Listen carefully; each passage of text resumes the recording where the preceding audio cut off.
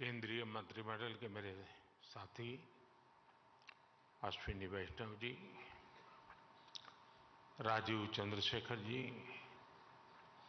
जिपे के outgoing chair Japan के मिनिस्टर हिरोशी योशिदा जी, मेंबर कंट्रीज के अन्य मिनिस्टर्स, अन्य महानुभाव, देवी और सज्जनों, global partnership on artificial intelligence summit में मैं आप सभी का स्वागत करता हूं। मुझे खुशी है कि अगले साल भारत इस समिट की अध्यक्षता करने जा रहा है। ये समिट एक ऐसे समय हो रही है जब एआई को लेकर पूरी दुनिया में बहुत बड़ी डिबेट छिड़ी हुई है। इस डिबेट से पॉजिटिव और नेगेटिव हर प्रकार के एस्पेक्ट्स सामने आ रहे हैं। इसलिए इस समिट से जुड़े प्रत्येक देश पर बहुत बड़ा दायित्व है। बीते दिनों में मुझे अनेक पॉलिटिकल एंड इंडस्ट्री लीडर से मिलने का अवसर मिला है। मैंने उनसे मुलाकात में भी इस समिट की चर्चा की है। एआई के प्रभाव से वर्तमान और आने वाली पीढ़ियां कोई भी छूटी नहीं है। हमें बहुत सतर्कता के साथ, बहुत सावधानी के साथ आगे बढ़ना है। और इसलिए मैं समझता हूं इस समिट से निकले विचार, इस समिट से निकले सुझाव पूरी मानवता की जो मूलभूत मूल्य है उसकी रक्षा और उसको दिशा देने का काम करेंगे। फ्रेंड्स, आज भारत एआई टैलेंट और एआई से जुड़े न्यू आइडियाज का सबसे प्रमुख प्लेयर है। भारत के युवा tech experts, researchers AI limits को एक्सप्लोर कर रहे हैं। भारत में हम एक बहुत ही जोश से भरी हुई एआई इनोवेशन स्पिरिट देख रहे हैं। यहां आने से पहले मुझे एआई एक्सपो में जाने का अवसर मिला। आर्टिफिशियल इंटेलिजेंस कैसे जीवन बदल सकती है, ये हम इस एक्सपो में देख सकते हैं। युवा एआई इनिशिएटिव के तहत चुने गए युवाओं के आइडियाज को देखकर मुझे ज्यादा खुशी होना वो स्वाभाविक भी था। ये युवा टेक्नोलॉजी के द्वारा सामाजिक बदलाव लाने का प्रयास कर रहे हैं।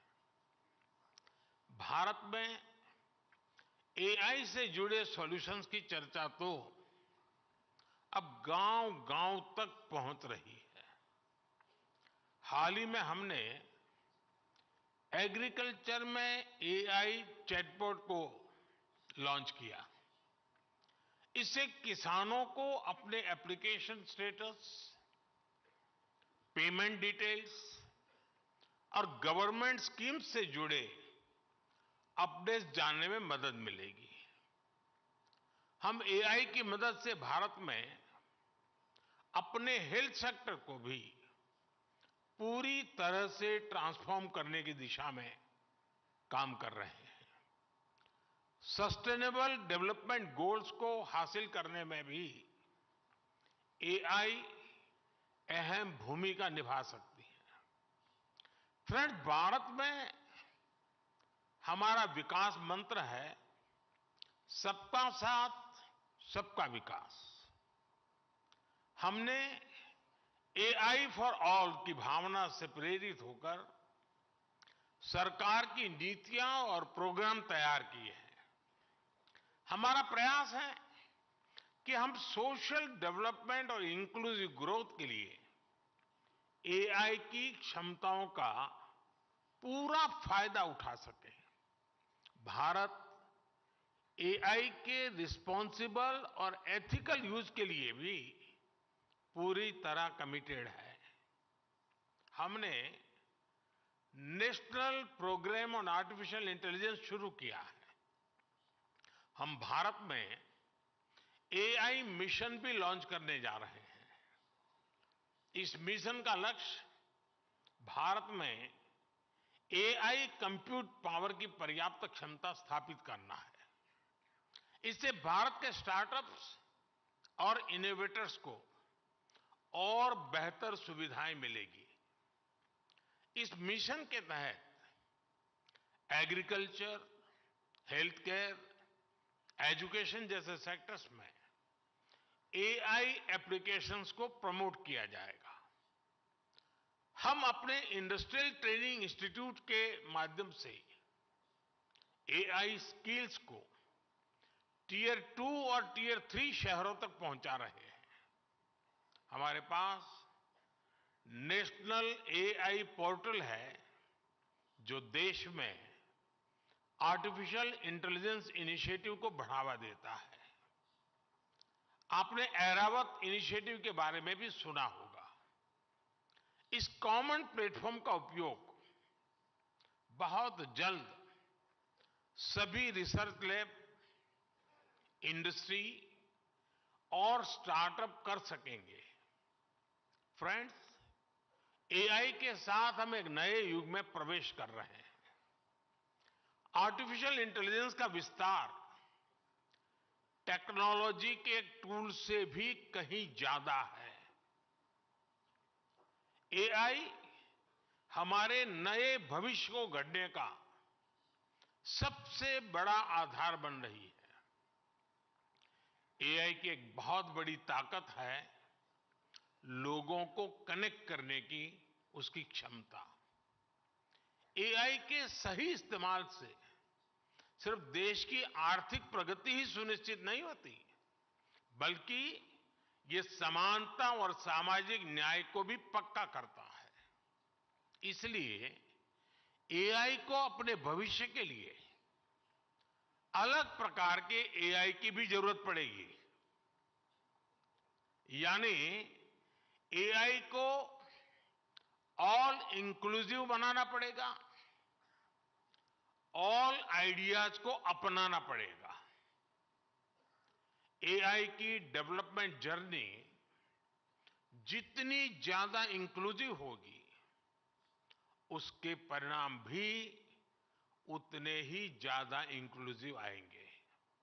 हमने देखा है कि पिछली शताब्दी में टेक्नोलॉजी तक अनइक्वल एक्सेस की वजह से समाज में मौजूद असमानताएं और बढ़ गई थी। अब इस तरह की गलती से हमें पूरी मानवता को बचाना है। हम जानते हैं कि टेक्नोलॉजी के साथ जब डेमोक्रेटिक वैल्यूज जुड़ जाती हैं तो वो इंक्लूजन की दिशा में मल्टीप्लायर के तौर पर काम करती है। इसलिए आर्टिफिशियल इंटेलिजेंस के भविष्य की दिशा भी ह्यूमन वैल्यूज पर, डेमोक्रेटिक वैल्यूज पर पूरी तरह निर्भर करेगी। आर्टिफिशियल इंटेलिजेंस हमारी एफिशिएंसी को बढ़ाने में मदद कर सकता है, लेकिन ये हम पर है कि हम इमोशंस की भी जगह बनाए रखें। आर्टिफिशियल इंटेलिजेंस हमारी इफेक्टिवनेस को बढ़ा सकती हैं, लेकिन ये हम पर है कि हम अपने एथिक्स को भी बनाए रखें। इस दिशा में ये मंच विभिन्न देशों के बीच सहयोग बढ़ाने में मदद कर सकता है। फ्रेंड्स, किसी भी सिस्टम को सस्टेनेबल बनाने के लिए उसे ट्रांसफॉर्मेटिव, ट्रांसपेरेंट और ट्रस्टेड बनाना पड़ता है। इसमें कोई संदेह नहीं कि एआई ट्रांसफॉर्मेटिव तो है ही, लेकिन ये हम पर है कि हम इसे ज्यादा से ज्यादा ट्रांसपेरेंट बनाएं। अगर हम इस्तेमाल हो रहे डेटा और एल्गोरिदम को ट्रांसपेरेंट और फ्री फ्रॉम बायस बना सके तो एक अच्छी शुरुआत होगी। हमें दुनिया भर के लोगों को यह यकीन दिलाना होगा कि एआई उनके लाभ के लिए है, उनके भले के लिए है। हमें दुनिया के विभिन्न देशों को यह भी विश्वास दिलाना होगा कि इस टेक्नोलॉजी की विकास यात्रा में किसी को भी पीछे नहीं छोड़ा जाएगा। एआई पर ट्रस्ट तब बढ़ेगा जब एआई से जुड़े एथिकल, इकोनॉमिक और सोशल कंसर्न्स पर ध्यान दिया जाए।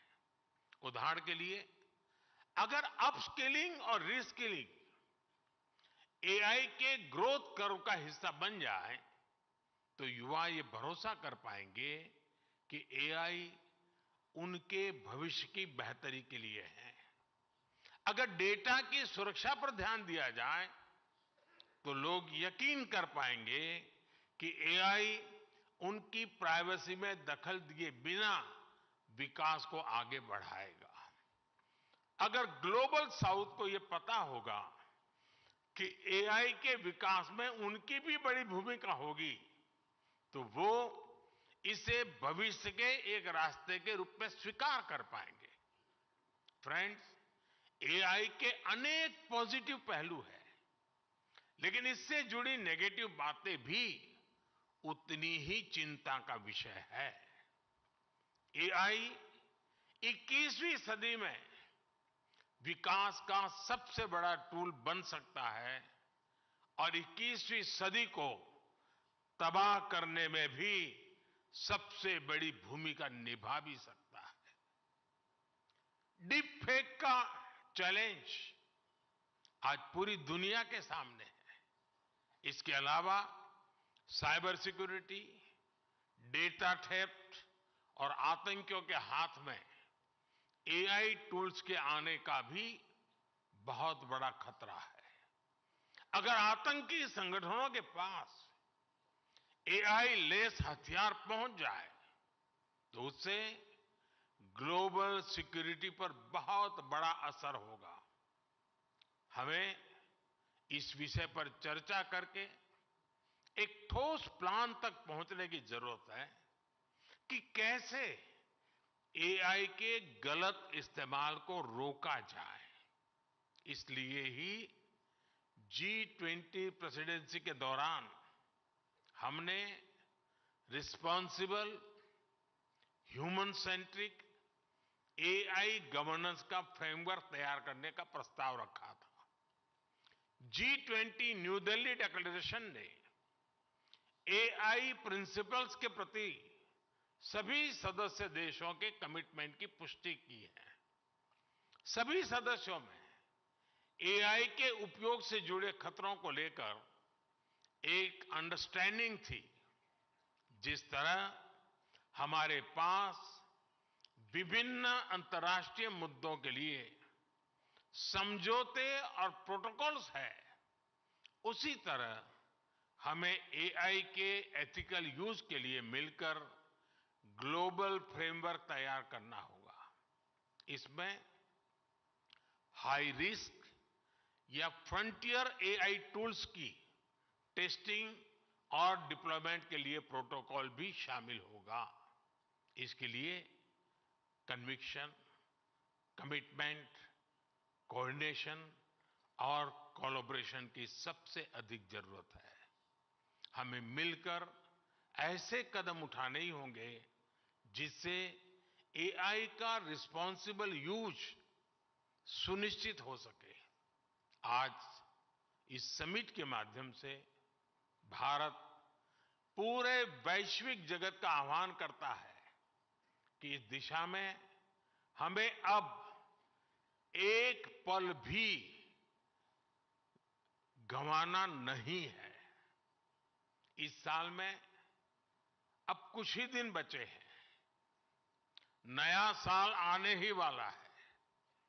हमें एक तय समय सीमा के भीतर ग्लोबल फ्रेमवर्क को पूरा करना ही होगा। मानवता की रक्षा के लिए ये किया जाना बहुत ही जरूरी है। फ्रेंड्स, एआई सिर्फ एक नई टेक्नोलॉजी ही नहीं है, ये एक वर्ल्ड वाइड मूवमेंट बन गई है। इसलिए हम सभी का मिलकर काम करना बहुत ही आवश्यक है।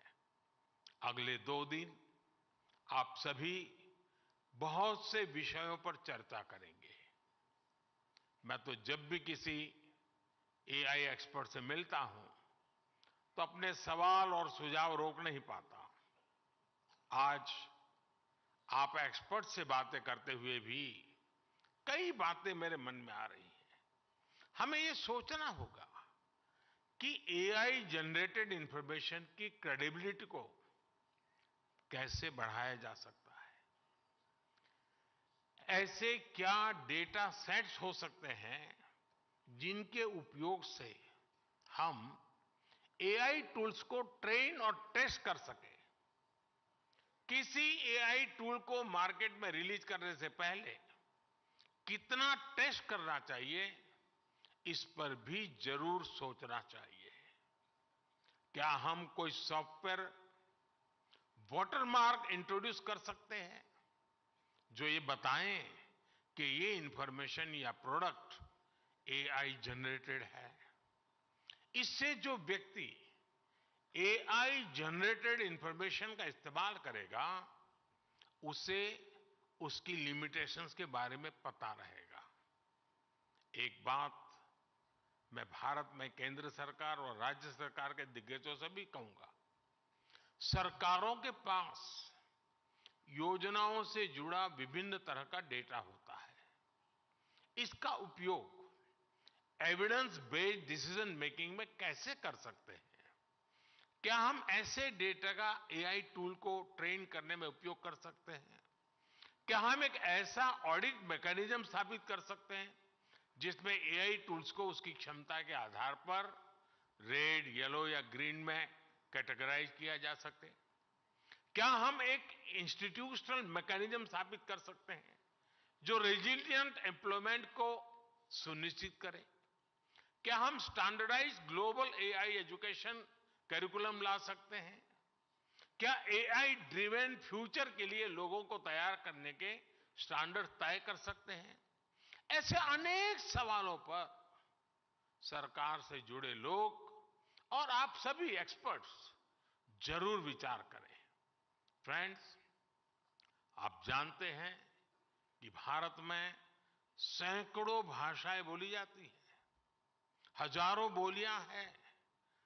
डिजिटल इंक्लूजन को बढ़ाने के लिए एआई की मदद से स्थानीय भाषा में डिजिटल सर्विसेज कैसे उपलब्ध कराई जा सकती हैं, इस बारे में भी सोचें। जो भाषा अब नहीं बोली जाती उसे एआई की मदद से कैसे रिवाइव किया जा सकता है, इस पर भी काम करें। संस्कृत भाषा का नॉलेज बेस और लिटरेचर बहुत समृद्ध है, उसे एआई की मदद से कैसे आगे बढ़ाया जा सकता है, इस पर भी सोचें। एआई की मदद से वैदिक मैथमेटिक्स के मिसिंग वॉल्यूम्स को क्या फिर से जोड़ा जा सकता है, इस बारे में भी प्रयास किया जाना चाहिए। फ्रेंड्स, मुझे विश्वास है कि ये समिट आइडियाज एक्सचेंज करने का बेहतरीन अवसर उपलब्ध कराएगी। मैं चाहता हूं कि इस समिट में शामिल होने वाले हर डेलीगेट के लिए एक ग्रेट लर्निंग एक्सपीरियंस साबित हो। अगले 2 दिनों तक आप एआई के विभिन्न पहलू पर गहनता से विचार विमर्श करेंगे। मुझे आशा है कि हमारे पास स्पेसिफिक आउटकम्स होंगे। इन पर अमल करके हम एक रिस्पांसिबल और सस्टेनेबल फ्यूचर के निर्माण का रास्ता जरूर सशक्त करेंगे। आप सभी को मेरी बहुत बहुत शुभकामनाएं हैं। बहुत बहुत धन्यवाद। नमस्कार।